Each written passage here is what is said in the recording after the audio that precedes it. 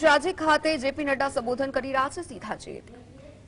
सबका विकास, सबका विश्वास, सबका प्रयास, सबको साथ लेकर के चलने वाला भारत जो आदरणीय प्रधानमंत्री नरेंद्र मोदी जी के नेतृत्व में देश आगे छलांग लगा रहा है, उस गौरव यात्रा की गंगोत्री गुजरात है। इस बात के लिए मैं आपको बधाई देना चाहता हूं।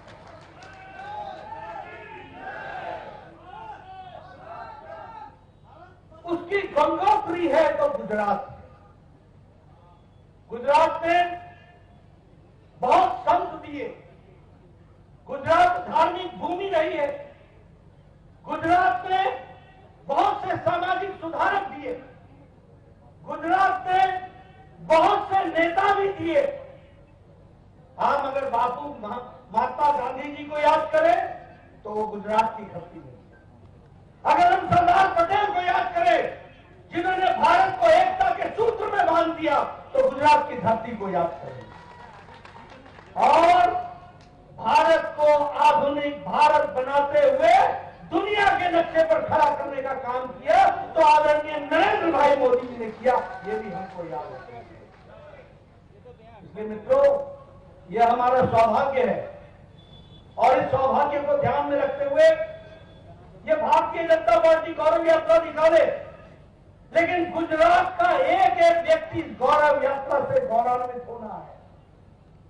एक एक व्यक्ति को ये गौरव का पल के साथ अपने आप को शामिल करना है। और फिर मैं कहने के लिए नहीं कर रहा हूं मित्रों, राजनेता किस तरीके से प्रदेश और देश की तस्वीर बनता है इसका हमने जीता जागता प्रमाण देखा है। तो पहले गुजरात की विकास यात्रा देखी है और हम देश की विकास यात्रा देख रहे हैं, ये हम आपको बताना चाहते हैं। अभी अभी रूपाला जी ने आपके सामने बताया कि यहां बबूल के जंगल होते थे। अरे भाई, जब बबूल को उगाने वाली पार्टी होगी तो बबूल ही उगेगा ना।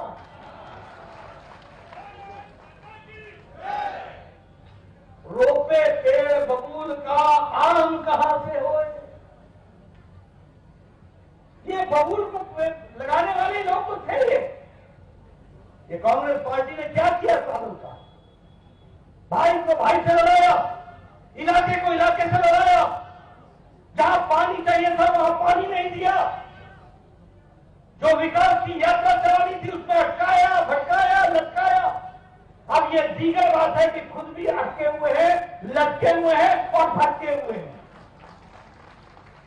अब कांग्रेस पार्टी खुद अटक गई, खुद लटक गई, खुद भटक गई। लेकिन आदरणीय रूपाला जी ने जो आपके सामने बात कही, ये नैनो, ये बात बहुत सही है। एक तरफ ममता जी ने नैनो को ना कह दी और एक तरफ हमारे मोदी जी ने कहा वेलकम टू गुजरात, गुजरात से आपका स्वागत है। ये गुजरात की धरती ने विकास के नया आयाम स्थापित किया। मुझे याद है जब नए नए मुख्यमंत्री बने थे आदरणीय मोदी जी, उनको मैं हिमाचल में स्वागत के लिए ले जा रहा था, वो दिल्ली एयरपोर्ट पर मिले थे। उस समय मोदी जी ने वहां उस दिग्विजय सिंह जो मध्य प्रदेश के मुख्यमंत्री थे उनको बुलाया था और उसी दिन सवेरे 8 बजे नर्मदा के पानी पर बातचीत करने की शुरुआत कर दी थी। यह मैं आपके सामने इसलिए बता रहा हूं कि शुरू से उनकी तड़प थी कि हमारा गुजरात, जो कभी सरदार पटेल ने सोचा था कि हम इसको हरा भरा करेंगे, 2 साल नहीं बीते, 5 साल नहीं बीते, 3 दशक बीत गए, सुध नहीं ली, उसको रास्ता दिखाने का काम किया तो आदरणीय नरेंद्र भाई मोदी हमारे कुछ समय के मुख्यमंत्री और आज के प्रधानमंत्री। मित्रों, विकास की मैं बहुत सी कहानियां आपके सामने रख सकता हूं, लेकिन मैं आप लोगों को बताना चाहता हूं कि आप और हम बड़े खुशनसीब हैं कि आज नरेंद्र भाई मोदी हमारे देश के प्रधानमंत्री। आज कोरोना तो की लड़ाई जिस तरीके से इस शताब्दी की सबसे बड़ी लड़ाई थी, आप अमेरिका की तस्वीर उठा के देखिए, आज भी आधे लोग आपको मास्क लगा के फिरते हुए दिखेंगे।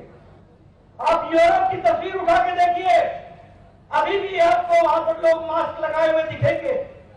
आप अमेरिका की तस्वीर उठाइए, जो बाइडेन भी पहले मास्क उतारता है तब माइक पर बोलना शुरू करता है, लेकिन यहां आप लोग बड़े नजदीक नजदीक बैठे हैं और किसी के भी मुंह पर मास्क नहीं है। यह इसलिए हुआ है कि प्रधानमंत्री मोदी जी ने 217 crore double dose with booster हमारे को सुरक्षा कवच दिया है, तो 130 करोड़ की जनता उसमें से निकल सकती है।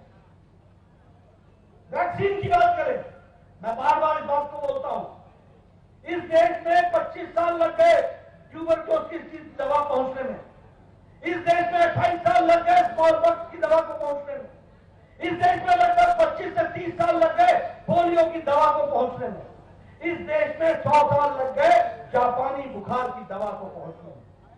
लेकिन मोदी जी ने इस देश में 9 महीने के अंदर 2 वैक्सीन बना करके दी और आप सबको सुरक्षित करने का काम किया। मित्रों, यह सरकार प्रोएक्टिव सरकार है, प्रो रिस्पॉन्सिबल सरकार है, प्रो रिस्पॉन्सिव सरकार है, लोगों के दुख दर्द को समझने वाली सरकार है। अभी आप देखिए, यूक्रेन में युद्ध हुआ, कोई देश था जिसने इस युद्ध को रुकवा करके अपने लोगों को लाने का प्रयास किया? कोई देश था? किसी देश ने भी इसकी कोशिश की? लेकिन हां, मैं गौरव के साथ कह सकता हूं कि जब यूक्रेन में युद्ध चल रहा था तो हमारे प्रधानमंत्री जी ने एक ही स्वर में पुतिन से बात की, दूसरे फोन से उन्होंने जेलेंस्की से बात की और युद्ध को रुकाया और 22,000 बच्चों को एक सप्ताह के अंदर वापस सुरक्षित घर पहुंचाया, जिसमें से 2,000 बच्चे गुजरात के लिए। आज गौरव यात्रा इस बात के लिए नहीं करनी चाहिए कि हमारा प्रधानमंत्री ऐसा है जो देश को सुरक्षित रखता है। और उसी तरीके से जब मैं 22,000 बच्चों की बात कर रहा हूं तो मैं ये भी बताना चाहता हूं कि युद्ध को जब रुकवाया था तो दूसरे देश के बच्चे भी भारत का झंडा लेकर के वो भी कर गए थे, वो भी हमको याद रखना है। मित्रों, आज विकास की एक नई कहानी लिखी जा रही है। एक समय था यूपीए की सरकार में जब नेशनल हाईवे दिन भर में 12 किलोमीटर बनते थे, आज दिन भर में 37 किलोमीटर नेशनल हाईवे बन रहा है। एक समय था जब रेलवे लाइन एक साल के अंदर 375 किलोमीटर बनती थी, आज 1,458 किलोमीटर रेलवे लाइन बन गई, रेलवे की लाइन लग गई। विकास के नए आयाम लिखे जा रहे हैं, हर दृष्टि से इस काम को आगे बढ़ाने का काम पकड़ा है।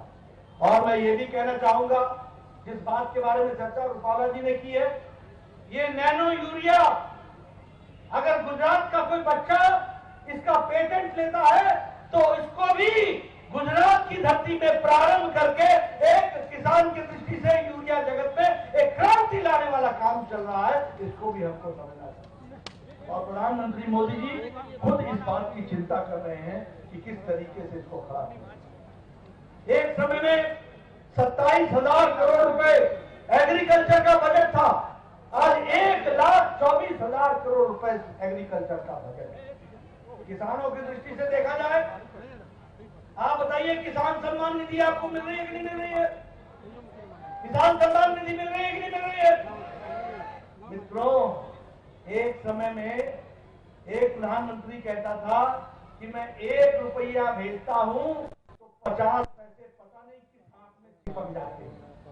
85 पैसा, 85 पैसा कहां चिपक जाता।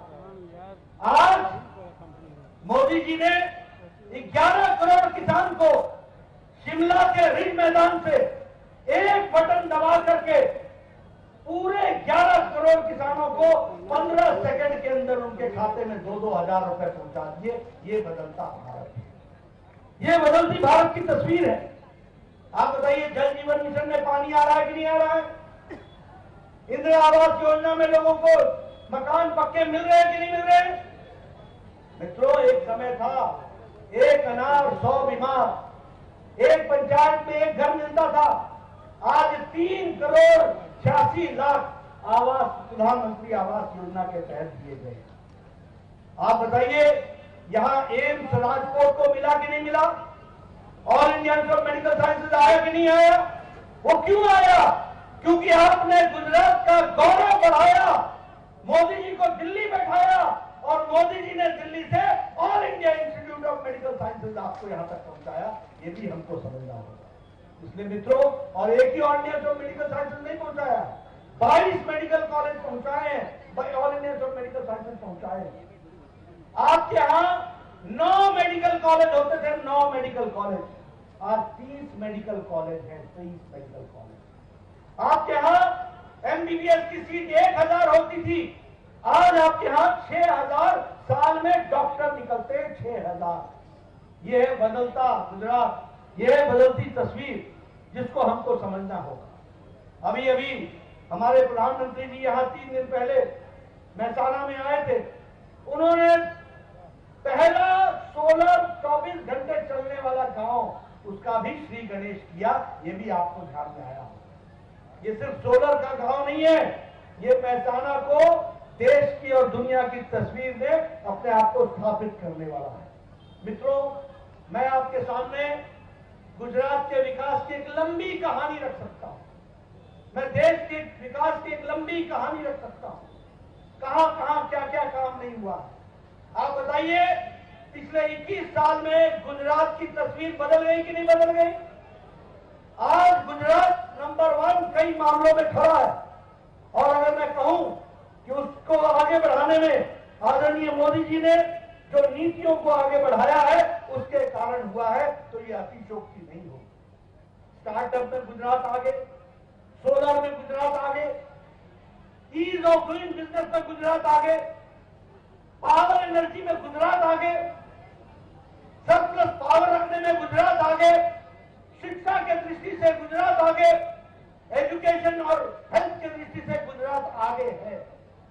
इसलिए मित्रों, मैं आपका ज्यादा समय न लेता हूं, आपसे सिर्फ ये निवेदन करने आया हूं कि यह मोदी जी का संदेश, ये भूपेंद्र भाई का संदेश, ये हमारे सीआर पाटिल जी का संदेश, ये रूपाला जी का संदेश, इसको आप गांव गांव घर घर पहुंचाइए कि आदरणीय मोदी जी के नेतृत्व में देश आगे बढ़ रहा है और गुजरात को आगे बढ़ते हुए हम लोगों ने देखा है।